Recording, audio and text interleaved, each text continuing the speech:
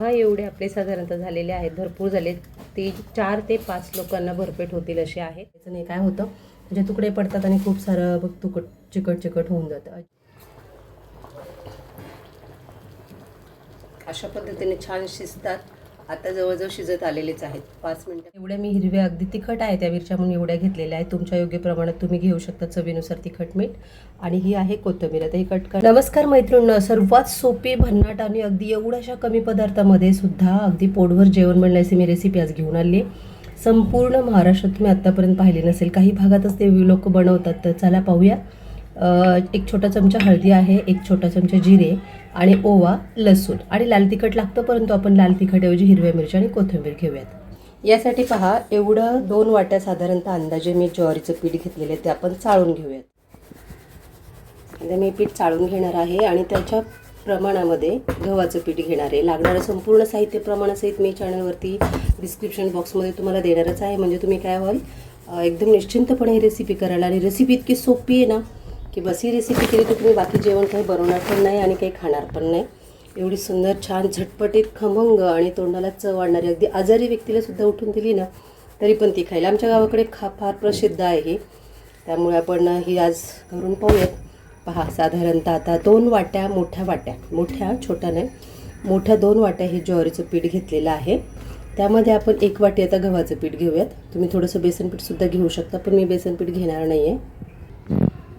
पहा, एवढी वाटी साधारणतः गव्हाचं पीठ आपण घेतलेलं आहे. आता हे पीठ आपण मिक्स करणार. एवढ्या मी हिरव्या अगदी तिखट आहे त्या मिरच्या म्हणून एवढ्या घेतलेल्या आहेत. तुमच्या योग्य प्रमाणात तुम्ही घेऊ शकता चवीनुसार तिखट मीठ.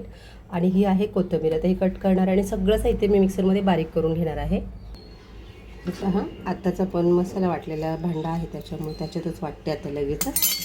सगळं मिश्रण आहे ना, एकजीव लसूण, जिरे, ओवा, कोथिंबीर, हिरवी मिरची अगदी बारीक करून घेणार आहोत.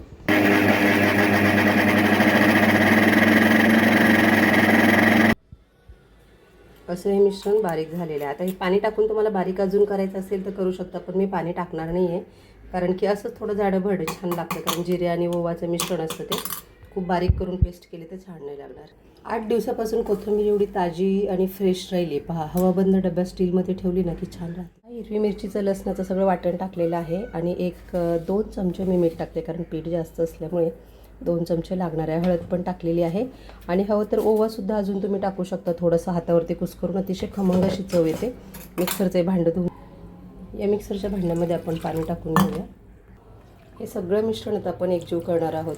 तिखट, मीठ, जिरे, ओवा आणि इतकं खमंग वास सुटला आहे ना याचा जिरे ओव्याचा, खूप सुंदर लागते. ही पदार्थ हा फार कमी केला जातो आणि हा मराठवाड्यातील एकदम स्पेशल आहे. याचं नाव मी तुम्हाला सांगणारच आहे. तोपर्यंत तुम्ही जर ओळखलं असेल तर मला कमेंट्समध्ये सांगा की याचं नाव तुम्ही ओळखलं आहे, काय आहे हा पदार्थ. असं सगळं एकजीव करून घेऊयात. आता मी मोबाईल साईडला ठेवते आणि पटापट हे काय करते, पीठ एकजीवनं करून घेते. आणि याचा मस्त असा घट्ट ते मध्यम अशा प्रकारचा गोळा तयार करून घेते. जास्त सैलसर करायचं नाही आहे, कारण आपलं ते हातावरती मळून घ्यायचं आहे किंवा त्याच्या गोळ्या करायच्या आहेत त्याच्या. ठीक आहे, तर याला खरं तर नाव सांगूनच टाकते.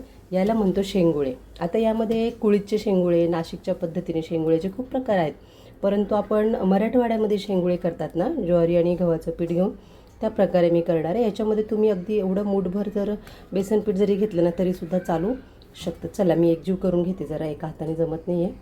मैत्रिणी, हे पहा, पीठ असं गोळा असं मट्ट छान मस्त झालेलं आहे म्हणून. आणि थोडंसं पीठ घेतलेलं हाताला चिकटू नये यासाठी. तर गोळ्याला जास्त भिजून पण द्यायचं नाही. अगदी हार्डली 5 ते 10 मिनटं ही खूप झाली.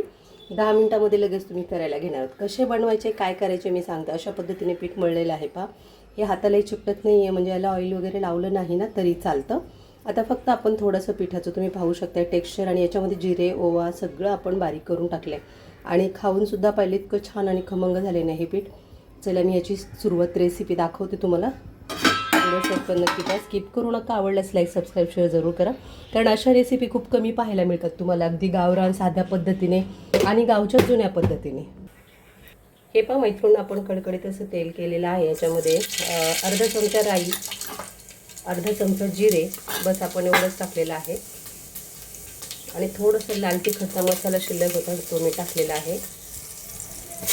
कोथिंबीर फोडणीमध्ये घालते. हे मिश्रण फक्त एकजीव करून घ्यायचं. याला बाकी काही टाकायची गरज नाही आहे. थोडासा मसाला होता म्हणून मी हा टाकून दिलेला आहे, बस. यामध्ये कांदा टोमॅटो काहीही टाकायची आवश्यकता नाही. हे पहा, साधारणतः 2 ते 3 तांबे पाणी आपण टाकणार आहोत. आता 1 ग्लास आणि 1 तांब्या मी ओतलेला आहे. आता तुम्ही म्हणाल एवढं पाणी कशाला, हे काही पातळ झालेलं आहे, परंतु तुम्हाला नंतर कळेल की रेसिपी काय करायची आणि कशी करायची. हे पहा, पातेलं अर्ध्यापेक्षा जास्त जवळजवळ पाण्याने भरलेलं आहे. आता हे पाणी ना आपल्या इकडे शेंगुळे होईपर्यंत याला एक उकळी फुटणार आहे. यामध्ये आपण थोडंसं मीठ टाकू. यातील जे पाणी शिल्लक राहतं ना ते प्यायला खूप छान लागतं, म्हणून आपण खरं तर पाणी जास्त टाकतो. आता काही ना पाणी आवडत नसेल तर पाणी थोडंसं 1 ग्लास कमी टाकलं तरी चालेल. याच्यामध्ये चवीनुसार फक्त 1च मीठ टाकूया आपण, 1 चमचा, कारण ऑलरेडी पिठामध्ये मीठ टाकलेलं आहे. तर चला, याला उकळी येईपर्यंत ना आपण पटकन करायला घेऊयात, म्हणजे आपलं पटकन होऊन जाईल. आता याच्याकडे काही पाहायची गरज नाही आहे. याच्यामध्ये उकळी फुटली, पाण्याला चांगलं आधण आलं की लगेच आपण याच्यामध्ये शेंगुळे टाकून घेऊयात. सर्वप्रथम शेंगुळे कसे करायचे दाखवते, चला.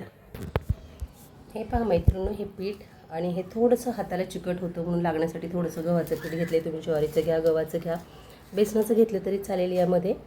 तर पहा, आता फक्त पोळपट लागणार आहे मळण्यासाठी. चला, तर आता रेडी आहात तर व्हिडिओ शॉर्ट पण नक्की पहा, स्किप करू नका, कारण मध्ये लिंक तुटली ना तर तुम्हाला कळणार नाही आहे, बरोबर. तर चला, मी आता काय केले, सर्वप्रथम असे छोटे छोटे आकाराचे गोळे करून घेतलेत. आपल्याला जसे जमतील तसे, बरोबर, किंवा छोटं तुम्ही घेतलं तरीही चालेल. आता हाताला चिकटत असेल तर थोडंसं पीठ लावायला हरकत नाही, परंतु पिठाची सुद्धा आवश्यकता नाही आहे. तर पहा, या पद्धतीने आपण पुढे मागे असं मळून घेणार आहोत. तर हे याला म्हणतात शेंगुळे. हे महाराष्ट्रामध्ये, मराठवाड्यामध्ये सर्वात जास्त प्रसिद्ध आहेत. तुम्ही आत्ताच्या फॅशननुसार जर पाहिलं तर मल्टीग्रेन आटासुद्धा रेडीमेड भेटतो, किंवा बऱ्याचशा गृहिणी अगदी घरी स्वच्छ भाजलेलं सगळे धान्य असतात, जसे की ज्वारी, बाजरी, नाचणी, सगळे धान्य हे सर्व मिक्स करून दळून आणतात छान. तर पहा, अशा पद्धतीने थोडंसं पातळ ते मध्यम, खूप जाडी नको आहे, कारण जाड असतील तर आतमधून कच्चे राहतात किंवा तुम्हाला शिजण्याचा अंदाज येणार नाही. अशा पद्धतीने फक्त ठेवून घ्या.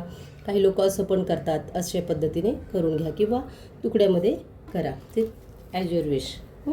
तर हे पहा, अशा पद्धतीने आपण करतो आहे. याला जास्त पिठाचा हात लावायची सुद्धा गरज नाही आहे, कारण ते चिकट नाही होते. आपण जास्त भिजू दिले नाही पिठे, फक्त 7-8 मिनटं झालेलं आहे. शेवया करतो ना, कोकणामध्ये शेवया हातावरती बनवतात, त्या पद्धतीने हे असं बनवून घ्यायचं झालं. तर फटाफट असं आपण बनवून घेणार आहोत. आणि आपण त्या उकळत्या पाण्यामध्ये, पाण्याला उकळी आली छानपैकी की आपण सगळे एकदम टाकणार आहोत, थोडे थोडे टाकणार नाही. मग काय होतं, त्याची एक ट्रिक्स आहे, आधी थोडेसे टाकले आणि शेवटी काही टाकले तर त्याच्यामध्ये एक 20 मिनटाचा गॅप पडतो आणि मग ते कच्चे राहतात मागून टाकलेले, आणि सुरुवातीला टाकलेले काय होतं, ते जास्त शिजतात आणि त्याचा गाळ होतो सगळा. तर तसं काही करायचं नाही आहे. पाण्याला छानपैकी उकळी येऊ द्यायची आणि त्या मिश्रणामध्ये टाकायचं आणि छान शिजू द्यायचं. एक 5 ते 10 मिनटात शिजतात. गॅसला उकळी आल्यानंतर गॅस थोडासा मध्यम करून ठेवायचा, मिडियम फ्लेमवरती, जास्त हाय फ्लेमवरती ठेवायचं नाही. आता मी मोठेच ठेवते, खरं तर आपल्याला काही कोणाला दाखवायचं नाही. तुम्ही याचा आकार हवा तसा याचा आकार करू शकता. आकार बदलला तर चव बदलत नाही, त्यामुळे आकाराला मी काही जास्त महत्त्व देत नाही. चला, तर मी आता फटाफट सगळी अशी करून घेते आणि तुम्हाला शेवटी दाखवते कशी होतात एकसाथ. एवढे आपले साधारणतः झालेले आहेत आणि पीठ पण अजून शिल्लक आहे.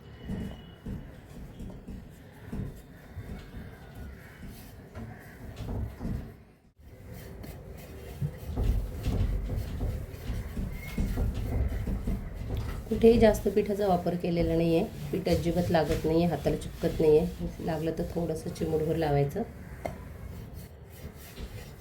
अशा पद्धतीने आणि पटापट होतात, अजिबात वेळ लागत नाही आहे. 20 ते 25 मिनटामध्ये संपूर्ण बनवून तयार होतात.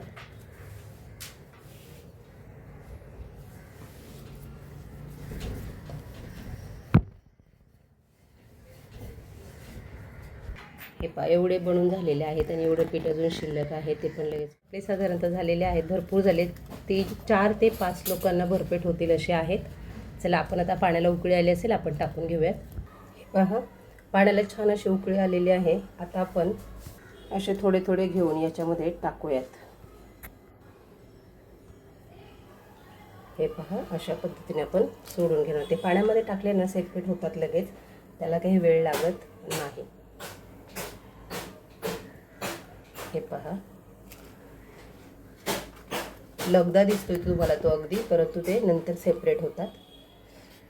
तुम्ही 2 वेळा पण टाकू शकता, पण मी म्हटलं नको, ते चिकटतात आणि किंवा आधीचे जास्त शिजतात, नंतरचे थोडे कमी, किंवा जास्त ठेवले तर गाळ होतो, म्हणून आपण काय केले सगळे एकदाच टाकलेत.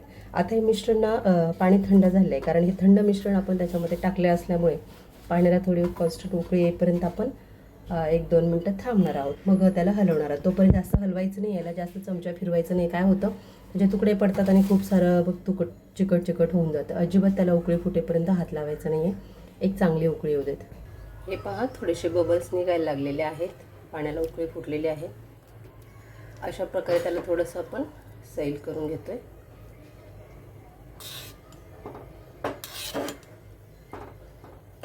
हे पहा, हे पहा,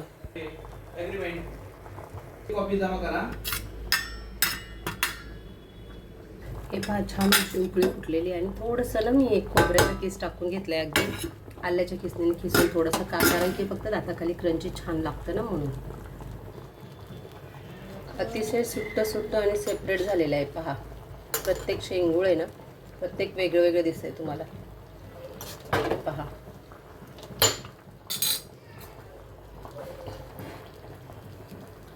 अशा पद्धतीने छान शिजतात. आता जवळजवळ शिजत आलेलेच आहेत. 5 मिनिटापेक्षा जास्त वेळ झालेला आहे. आपण मोठे तुकडे केले तरी त्याचे छोटे होतात. आणि हे पाणीसुद्धा पहिले इतकं छान लागतं ना, अगदी ज्यांना सर्दी कफ झालेला आहे, आजारी पडलेल्या लोकांना जर पहिल्या दिलं तर त्यांना खूप छान आणि फ्रेश वाटतं. असं जर खाल्लं ना तुम्हाला समोसे वडे या टायमिंगला नाश्त्याच्या वेळेसमध्ये असं कुठलीही गोष्ट खावीशी वाटणार नाही. त्यासाठी अशा घरच्या घरी छान भन्नाट अशा रेसिपी बनवा आणि स्वस्त राहा, मस्त खा, छान राहा. चला, आता आपण लगेच सर्व करून घेणार आहोत, कारण 10 मिनटं झालेले आहे, ऑलरेडी शिजलेले आहेत पूर्ण. भेटूयात अशाच नवनवीन रेसिपीसह. आपल्या चॅनल सबस्क्राईब, लाईक, शेअर जरूर करा.